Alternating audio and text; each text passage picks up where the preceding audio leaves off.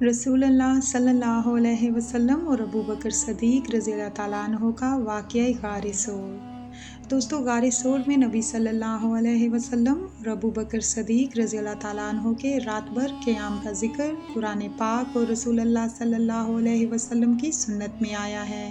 इस रात क़याम की कहानी कुरान में मज़कूर है।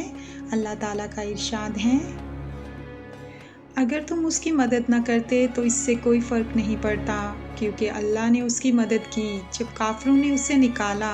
जब वो मोहम्मद सल्लल्लाहु अलैहि वसल्लम और अबू बकर गार में थे तो अपने साथी अबू बकर से कहा कि गमगीन ना हो जाओ और ना ही डरो, यकीनन अल्लाह हमारे साथ है। फिर अल्लाह ने उस पर अपनी सकीनत नाजिल फरमाई और ऐसी क़ुव्वतों से मजबूत किया जो तुमने नहीं देखी थी, और उन लोगों की बात को जो काफिर थे सबसे कमतर बना दिया, और अल्लाह का कलाम जो सबसे अफजल है, और अल्लाह ज़बरदस्त हिकमत वाला है।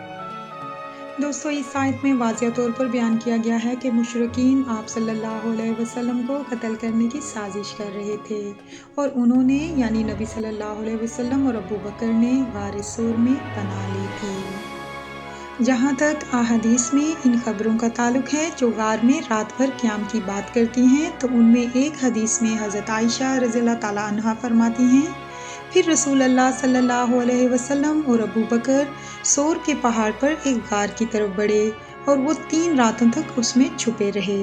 और इस दौरान अब्दुल्ला बिन अबी बकर जो एक होशियार नौजवान लड़का था, रात को उनके साथ रहा और ऐन सुबह होने से पहले चला गया, ताकि सुबह होने पर मक्का में कुरैश के दरमियान हो और वो उनके दरमियान रात गुजारे, वो ये देखने के लिए कि सुन सके कि वो क्या मंसूबा बना रहे हैं।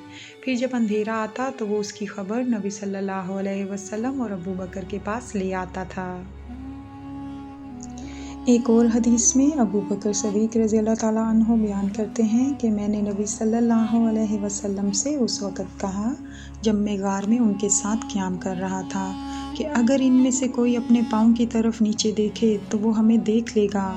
आप सल्लल्लाहु अलैहि वसल्लम ने फरमाया, ए अबू बकर, आपका उन 2 इंसानों के बारे में क्या ख्याल है जिनके साथ तीसरा अल्लाह हो।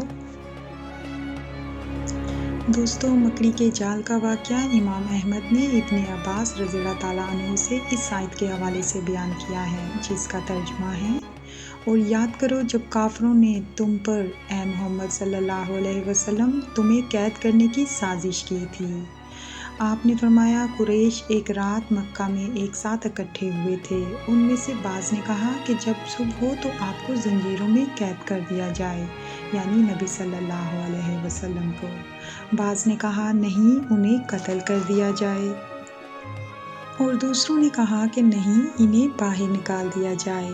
अल्लाह ने अपने नबी सल्लल्लाहु अलैहि वसल्लम को इसकी इत्ला दे दी, तो हज़रत अली रज़ी अल्लाह ताला अन्हो उस रात नबी सल्लल्लाहु अलैहि वसल्लम के बिस्तर पर सोए, और नबी सल्लल्लाहु अलैहि वसल्लम बाहर निकले और गार में छुप गए। मुशरिकीन ने वो रात हज़रत अली रज़ी अल्लाह ताला अन्हो के इंतज़ार में ये सोचकर गुजारी कि वो नबी सल्लल्लाहु अलैहि वसल्लम हैं। जब सुबह हुई तो उन्होंने उन पर हमला कर दिया, और जब उन्होंने अली को देखा तो हैरान रह गए। अल्लाह ने उनकी साजिश नाकाम बना दी। उन्होंने कहा, वो तुम्हारा दोस्त कहाँ है। आप रज़ियल्लाहु ताला अन्हु ने फरमाया, मैं नहीं जानता।